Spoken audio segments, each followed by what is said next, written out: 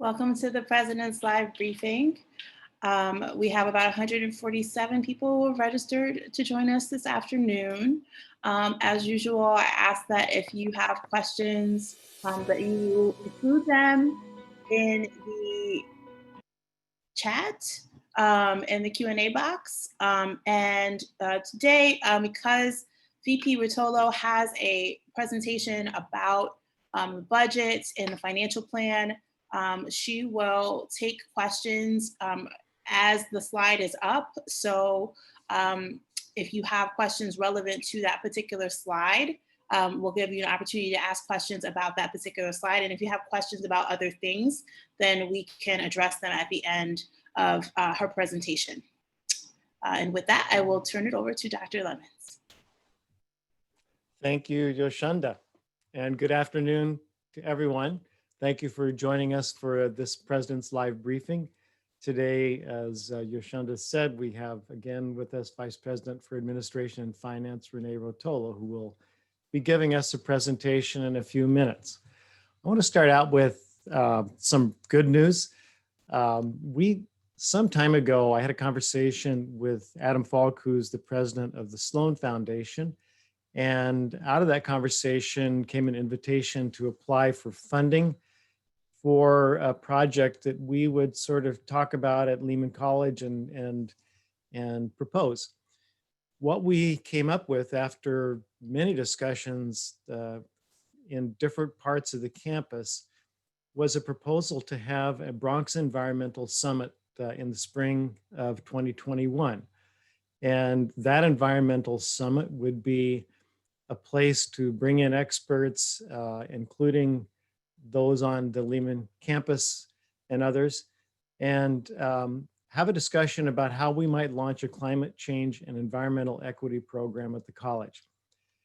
And we learned last week that we will be funded for that. So we are going to now proceed with planning for that. I think this is a really exciting development.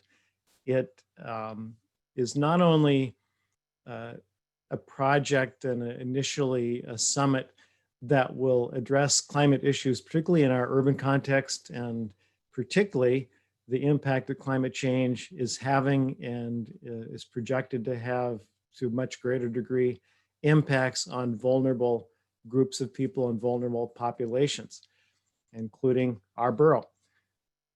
It's important for that, but it's also an opportunity for us to think about how we can work on career paths for students in those areas that address that, build partnerships with other institutions in the borough and beyond.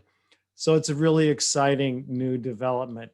I have to acknowledge the key participants in putting this together: Vice President Ebersol, Dean Pam Mills, and Professors Duran Fiac, who's in political science, Elia Machado, Earth, Environmental, and Geospatial Sciences, and Renuka Sankaran in biology.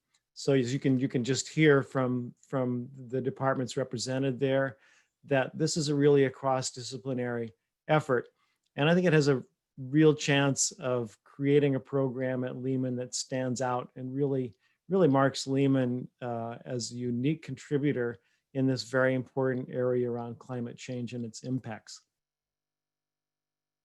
Now, turn to the topic of today, framing the budget and understanding where we are at this point in our budget. You may have noticed the article in the New York Times on the 26th about colleges slashing budgets in the pandemic and nothing being off limits.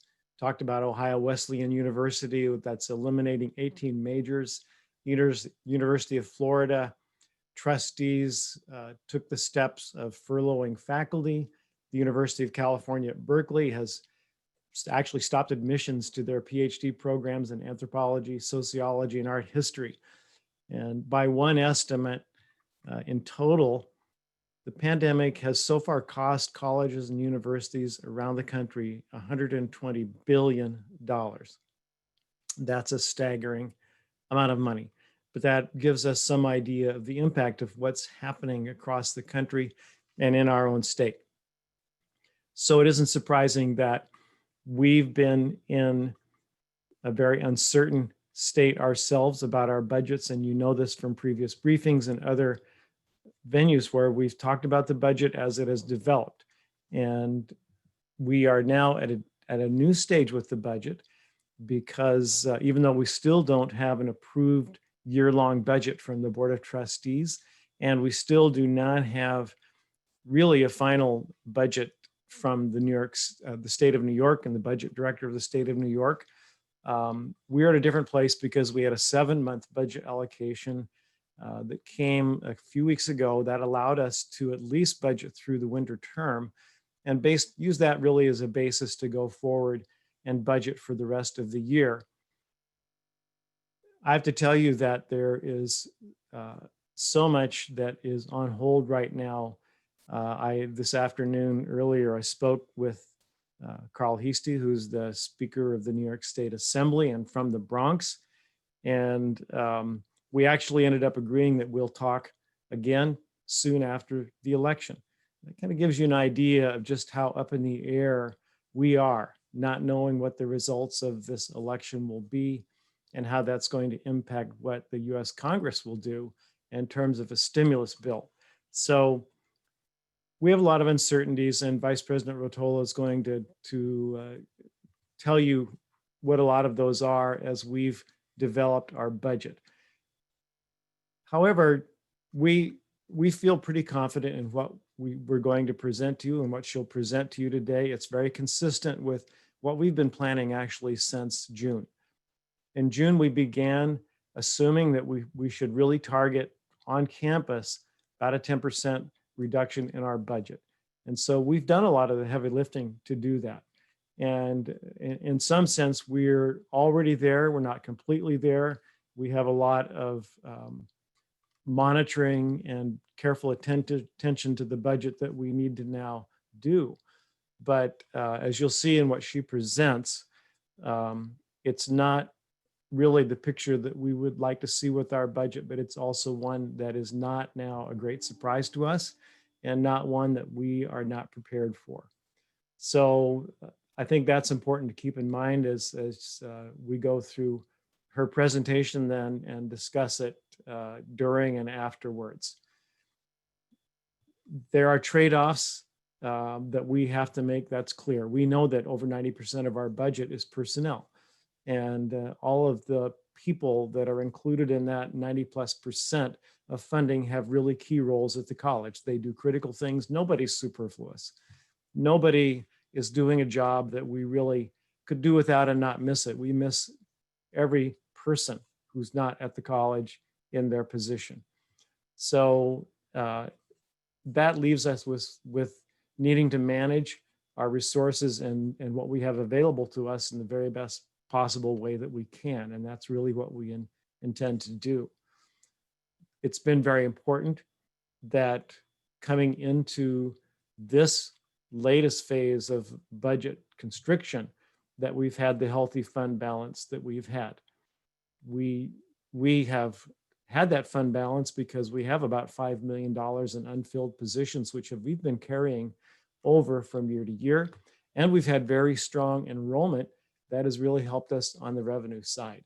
So we don't have that fund balance for no reason. And we don't have it at no cost because all of those unfilled positions are also critical positions. They're ones that we really need, that our students need in order to deliver services. So we've done it, and we can be very thankful now that we have done that. But I don't think any of us would ever claim that that hasn't come at a cost, and we wish we wouldn't have had to take those steps. One of the things that we have known long before COVID-19 came along is that we would be facing very large increases in our personnel costs, even if we don't hire one more person. And that's because of the large increase in our personnel budget that's due to collective bargaining agreements and other mandatory increases. What that ended up being at Lehman College in the last fiscal year that ended on June 30 was 8%, an 8% increase in our personnel costs, largely not related to hiring more individuals, but simply to the increased mandatory costs that we face. And we're looking at that same increase again next year. 8% is a very large amount. Remember, over 90% of our $105 million budget is personnel. So 8% is roughly $8 million. That's a very big jump. So we expect that rise again in fiscal year 22. And as Vice President Rotolo will show us, we're planning for that as best we can. We've done, as I said, a lot of budget adjusting right from the beginning of this fiscal year. And that leaves us in a good position relative to other colleges around the country and even within CUNY. Lehman College is in a much better position than many of, I guess I should say, all of the other colleges, senior colleges for sure, but also the community colleges in the system. And I have to, again, thank Vice President Rotolo and her team, Vice President Sarmiento and her team in enrollment management, and many others who have helped us to be in this position. So with that, I would like to ask Vice President Rotolo to go ahead and present to us what she has prepared that's going to dig much more into the details than what I've given you. Thank you, President Lemons. Good afternoon, everyone. It's great to be back live with you again. Before I present the college's draft financial plan for fiscal year 21, I want to give you some background information to help you understand where we're at and what we're doing.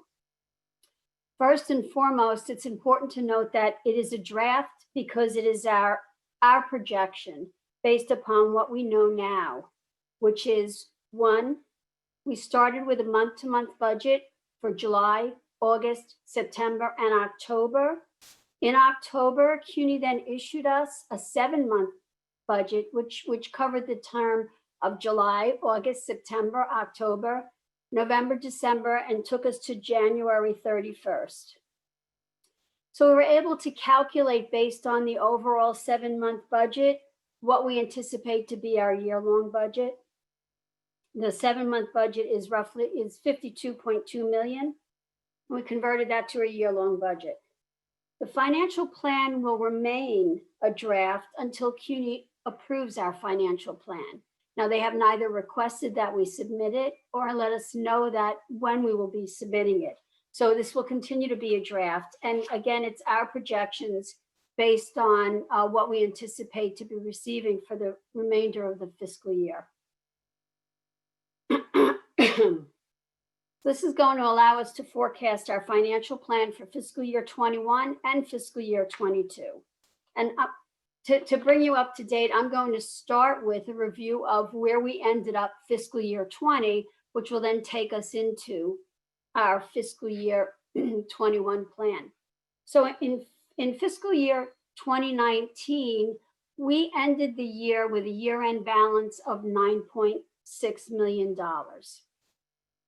The financial plan that we submitted to CUNY in fiscal year 20, we projected resources of 167.7 million, which included not only the campus-based budget that we're responsible for managing and spending, but also included the centrally managed funds, which includes things such as fringe benefits, tech fee, energy budget, and a few other things that they manage. Our projected expenditures were at about 170.6 million. So when we started the year, we anticipated that we would have a deficit of almost $9 million. When we received our final plan for fiscal year 2019, we realized we were actually at a reserve fund of 11.1 million. And that's because we had greatly over collected the amount that we expected to collect for the year. So in fiscal year 20, our target revenue collection was 84.3 million, almost 4 million. Our campus tax levy based budget ended up at 116 million. Tech fee and central funds was reduced down to 51.4 million. And our tuition over collection target was at 1.3 million. And if you'll notice from the financial plan to the fourth quarter, our tuition collection over target reduced. Part of that is attributable to the fact that in spring of 20, HESC advised that they would be withholding 20% of our TAP award and didn't let us know when that would be received. Another part of it was other funds that we normally do collect at the end of the year that were not collected. And I'll talk more about that later. Our projected expenditures, we ended the year at 84.9 million in full-time staff, 17.6 million in adjuncts and NTAs, which are teaching NTAs, and 4.6 million in temporary service and non-teaching NTAs, for a total personnel cost of 107.2 million. OTPS, we ended the year spending 6.2 million. Tech fee and central funds allocated was the 51.363 in our expenditures. So our total expenditures, we ended the year at $164.8 million. That left us with a surplus of $3.9 million, which when added to our prior reserves, brought us to a year-end reserve in fiscal year 20 of $13.5 million.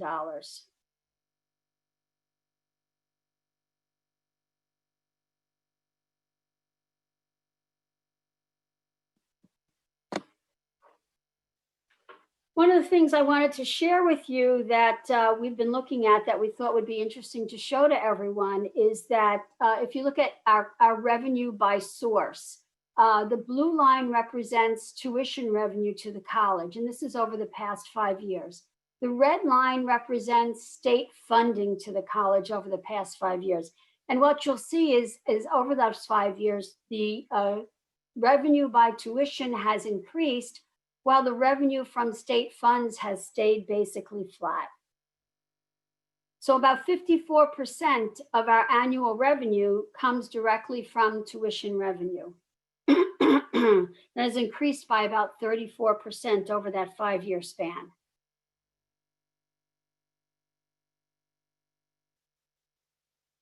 So now I'll go into our draft financial report for fiscal year 21.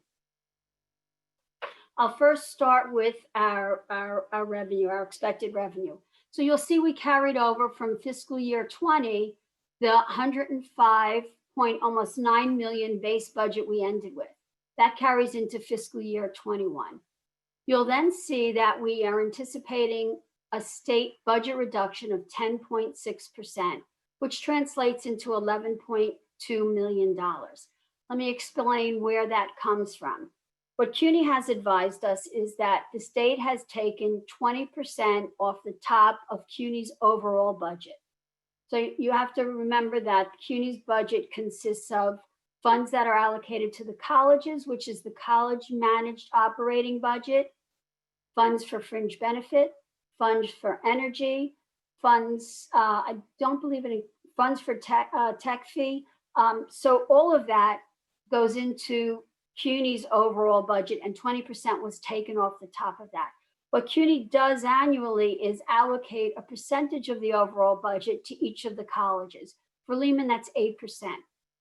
So based on this formula, our actual base budget for fiscal 21 is now 94.668 million, or 94.7 million. We have some additional tax levy allocations that are due to us. These are earmarks. They cannot be applied towards anything else, but that becomes part of our base budget. And we're anticipating, and we think we're being conservative about it, but we're anticipating over collections of about $2 million above our normal budget. And the reason we're anticipating that is, number one, because of the funding that we did not receive last year that I mentioned when we were reviewing fiscal year 20's budget, and because of increased enrollment this year. So our projected campus-based budget for this fiscal year is at $99.5 million. We add to that our CUTRA at 13 million. Now I know on the previous slide you saw that it was 13.5 million, but the 485,000 are actually earmarked numbers that get carried over from the year prior that are allocated or must be allocated specifically to those earmarks. So they do not become part of our base budget. We're also estimating a refund or an allocation in CARES funds of $2 million. Earlier on, we had talked about potentially receiving $4 million as we were doing our planning. We're now thinking that we'll receive it over 2 fiscal years as opposed to in 1 fiscal year. The way CUNY has started to allocate those CARE funds, those CARES Act funds are in very specific areas with very specific purposes, and you have to apply for the funding. So we're going through the first round now, and one of those areas is for tuition and fee reimbursement for those things that we paid back in last spring, for technology and devices that we've purchased to allow us to go online. And they've also given us an allocation to go towards health and wellness services for students. So that brings us to a fiscal year 21 total resources of $114.5 million. So when we move to fiscal year 22, anticipating that the reductions will not be restored, we'll be starting off with a base budget of $94.6 million. We're anticipating that there will be a tuition increase, which will be about $2.3 million added to our base budget. That'll bring the base budget up to almost $97 million. When we add to that the additional tax levy allocations that we receive, which again are earmarked and have to be used for the specific purpose they're allocated for, we come to a projected campus budget of $99.7 million. We'll add to that, and you'll see where this number comes from. What we anticipate to be $4.8 million that remain in our CUCHA reserve, and then the other estimated $2 million in CARES funds that we'll receive, which will give us total resources in fiscal year 22 of almost $106.6 million.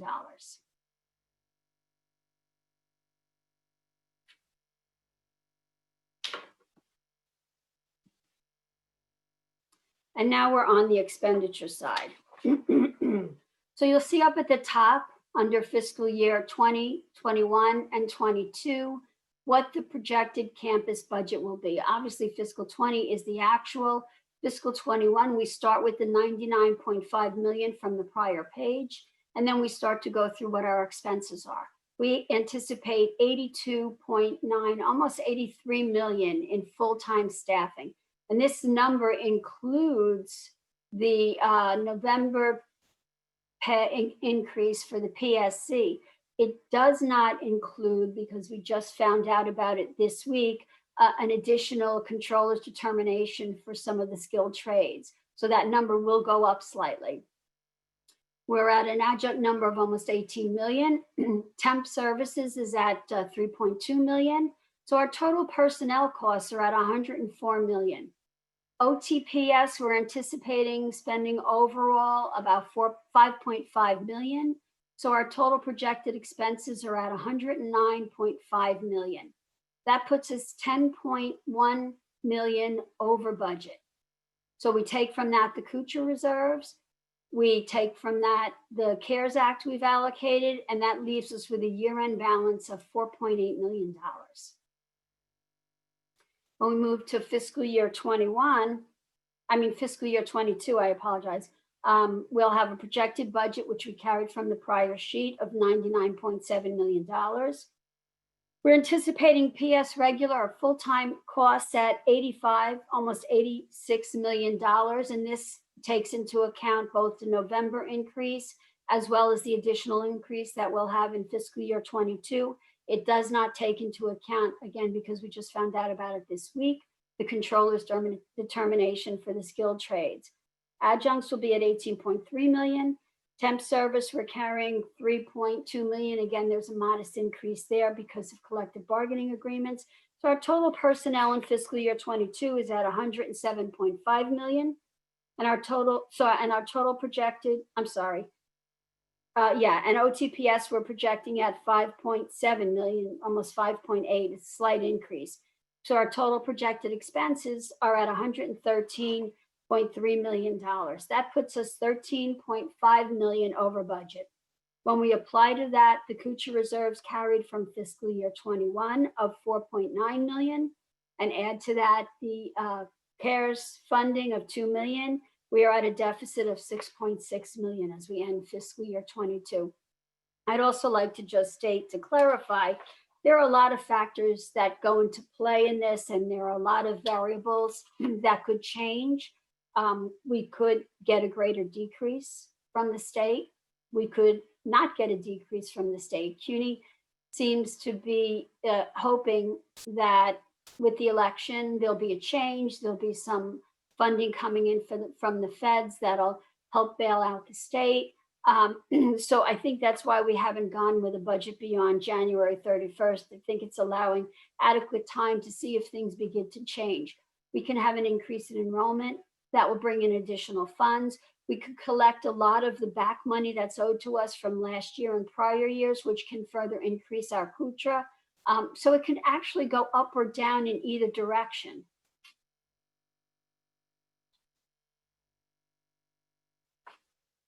So I just wanted to give you a little overview of how our full-time personnel breaks down. So how our personnel costs break down. Full-time personnel represents 76% of our budget. That's almost $83 million. Adjuncts and other part-time personnel, adjuncts represents 16%, temp services represents 3%, and OTPS represents 5% of our budget.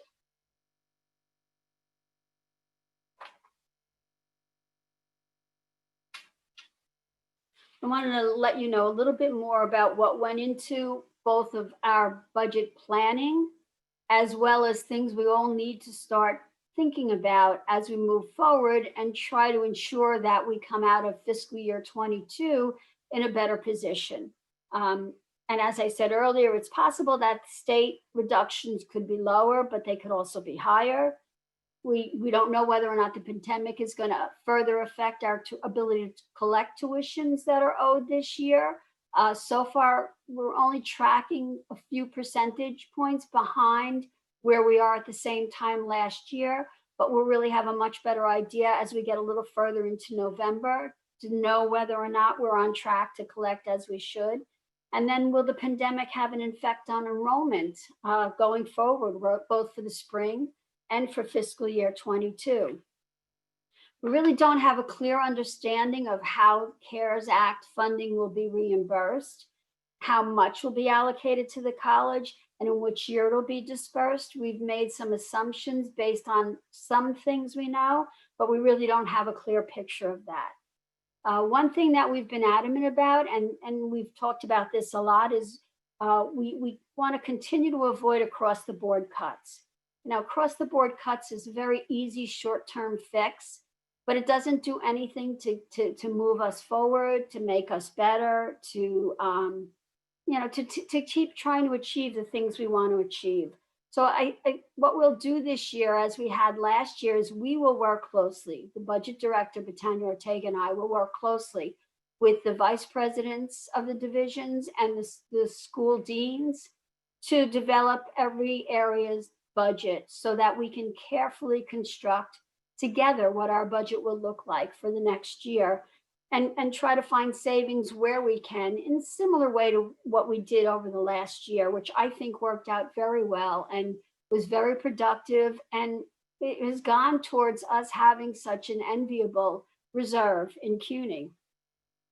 We must, however, maintain our hiring freeze, and we have to control replacements of any vacated budgeted positions. We have to be very strategic in how we move forward with hires at this point. We have to maintain strict OTPS spending. And of course, we have concerns once we're back on campus, it's going to be much more difficult to do that. So we all have to work together to figure out what we can and cannot do, what we can hold off on. We have to continue to increase graduate enrollment. It's definitely much more money coming to us through graduate enrollment. We have to understand how and where to grow our undergraduate enrollment. And the other thing we don't know, it's an unknown, is we don't know how long this 20% of TAP that's being withheld both from last fiscal year spring and this entire year, when that is going to come to us. So that's going to represent a gap in our revenue as well. We have a program that we're anticipating losing, and that has to do with graduate enrollment, and there's going to be an impact in that. So we have to figure out ways in which to make up for that gap, to make up for that lost enrollment. One of the things we spend annually, except for this year, which has been very unusual, we spend annually $300,000 for travel related to conferences and seminars. And when and that's from the college's operating budget. There is funds available from the PSC for that. We'd like to start encouraging faculty to apply for those funds so we can reduce the amount that we're actually spending from the college's tax levy budget. And then the other things we should be considering is, are there things we can defer to the future? And where can we potentially find savings? And of course, we're open to all suggestions.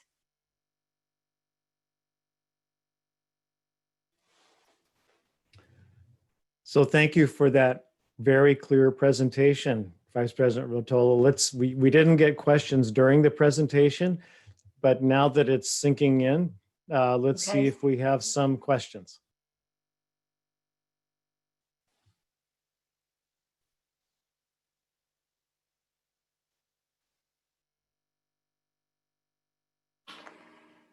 I'll just unmute for a second to say that there are a couple of attendees who have their hands raised. If you could put your question or comment in the chat, that's ideal, since we won't be able to call on you in this forum. Thank you.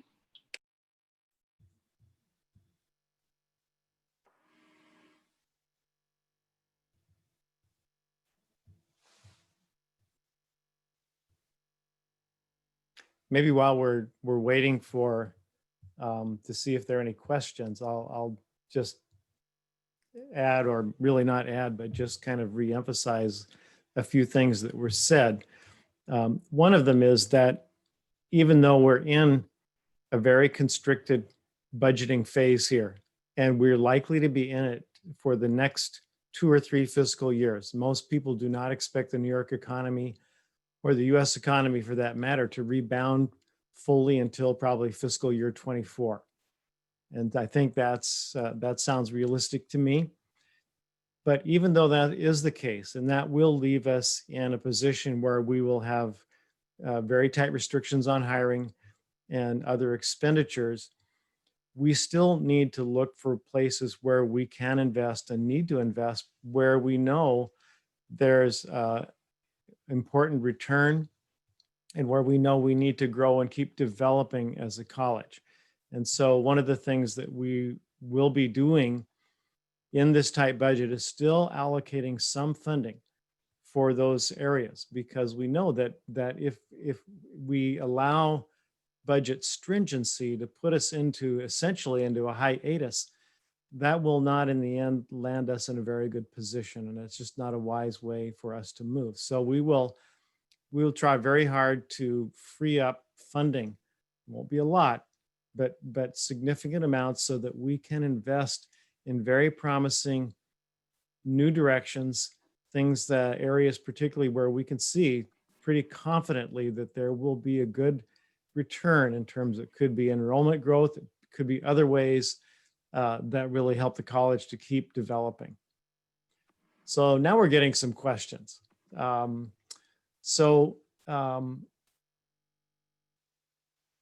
Let's see, any savings in operational costs due to the pandemic? So that's a great question, Vice President Rotolo. Yes, and in fact, we saw an increase in savings in energy expenditures from the period of March to the end of June 30th, over and above what we normally anticipate. So our additional savings were about $900,000 above normal, which was very, very good. You know, annually, we have almost $2 million in energy savings, and it had been consistent for many, many years. So $1,054,000 of that was actually added to our base budget this year. And then what we saw at the end of fiscal year 20, which helped to increase our CUTRA, was an additional 1.2 million in savings in energy. One of the concerns I have going forward is, because the 20% was taken off the top of everything, that would also affect our energy savings. So even though we may continue to save at a greater rate, we may not see as much of a return because 20% has been taken off of the top. And I guess it's probably important to add to that, that even though there are those areas where we're saving, we're spending a lot more money in other areas. And we hope we will see those covered by CARES Act funding, but that is not something that we really know for certain at this point. There's a lot that's unknown about how the CARES Act funding will ultimately be made available to us and what it will cover and what it won't cover. The other thing, if I can add as well, is we've had tremendous savings in OTPS, and that's directly the result of us being remote. And as I mentioned in the presentation, we're concerned about what's going to happen with that next year when we're actually back on campus and how that's going to change. And we'd like to see, if possible, if we can continue to maintain savings in that area as much as possible. I know it's going to be much harder, but it would be better if we could.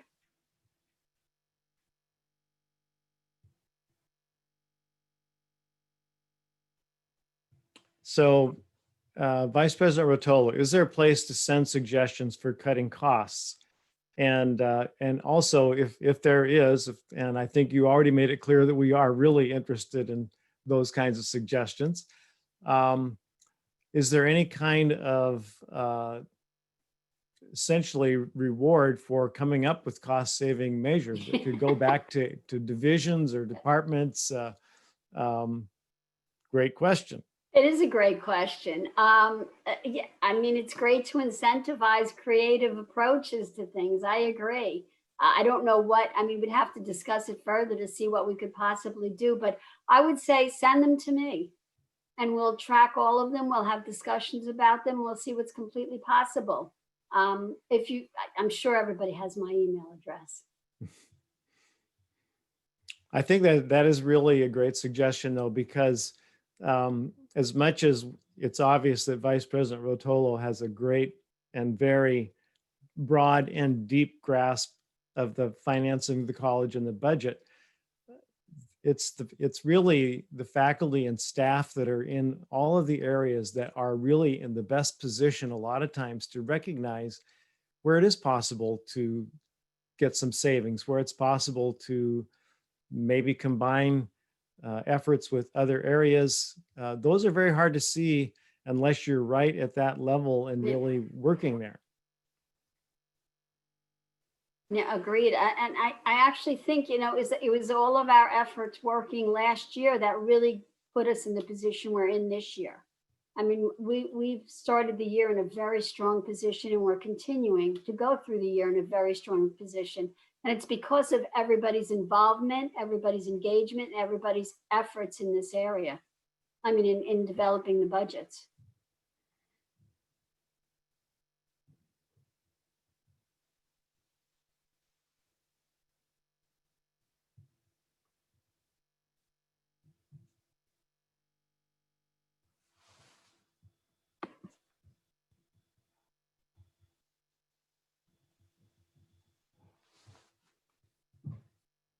So here's another budget-related question. Has the filming in New York City started again, and are we doing any on-campus shoots? So interestingly enough, over the last few weeks, we've had a lot of inquiries. It's just nothing has actually come out of it. We do have UPS is doing a still photo shoot on campus. I think I'm not sure what day it is. I know that they came on, they scouted, they found the sites they want a photo in. And so that's one that we've got. There was an inquiry into the concert hall just yesterday for something that was very last minute and quick. It didn't work out. So I'll say yes, inquiries are increasing.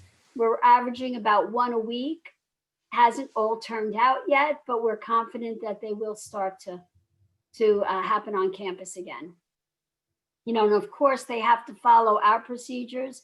Plus they're required to follow procedures that have been set by both New York State and New York City, and they have to have all of their COVID plans in place as well.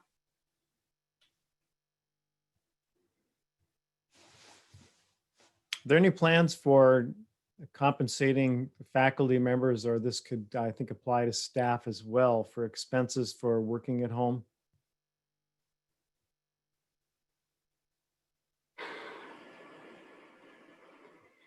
I mean, I have to say, CUNY has talked about this, and what I've heard from them as their stand is that there's a savings, a commuting cost savings. You're being paid your salary for working from home. So anything other than unusual costs or things that would be reimbursable, such as supplies that you use, they're not inclined, and this is their stand on it, they're not inclined to do anything beyond that. So if there's supplies you're purchasing that are required for you to complete your work, yes, you can be reimbursed for that. But for anything beyond that, there's not a discussion about that at this time. And I think it's just important to note that you framed that in terms of what the CUNY Central Administration is allowing. And that's critical because it's a central administration that is really determining how CARES Act funding can be used. We don't get a lump sum of funding. It's all based on reimbursement, which means that we have to submit for reimbursing in the categories that we're allowed to submit in. And so that is really a decision that's being made centrally, not at the campus level. And it's also, in addition to the categories, it's at a set amount, which is not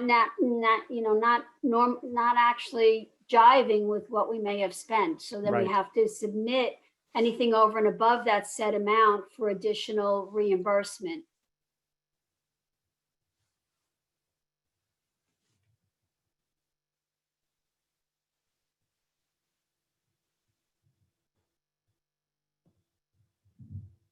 I noticed earlier in the questions, a question about whether the nursing facility will continue to go on or whether it'll be put on hold because of the funding, the financial situation of the state.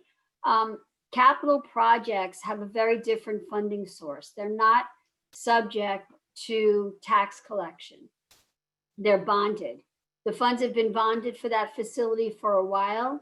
They're in place, they're secured, they're in a separate account with the dormitory authority. So no, the facility will not be put on hold. It will continue to move ahead. There's been a pause right now in the project because as they began to demolish the old bookstore building, when they removed the pitched roof that was on top, they found another roof below that had not been removed that contained asbestos in the roofing material. So they have to do all the filings to get the permit to do that, to do a proper abatement of that roofing material before they can actually complete demolition. They cannot get the permits to begin excavation for the foundations for the new building until the old bookstore is completely removed and they get the sign off on that. So they're in a catch-22 situation right now, which is why if you've been on campus, you may have seen work has kind of stopped a bit. So there's an interesting note that's been posted up from Dean Mound that the King of Staten Island, which is a current film starring Pete Davidson, was actually the campus scenes were shot at Lehman. So if you really, you really want to get a refresh on what the campus looks like, go hunt up the film.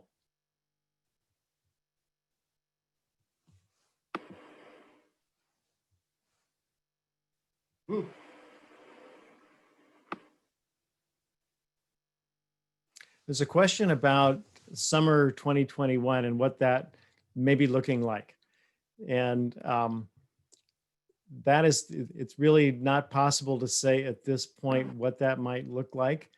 We know that the spring of 21 will be a largely online spring, but we don't know what the summer will look like. The very latest of estimates that I've heard, if we're going to judge the time course of this pandemic, is that we probably will not really see anything appreciably different from what it is right now until the fall of 21. And probably, if you have to place your bets, I know that's where I would place my bets. That the summer is really pretty big question mark, but the fall would be much more hopeful in terms of having a return to normal on-campus operations.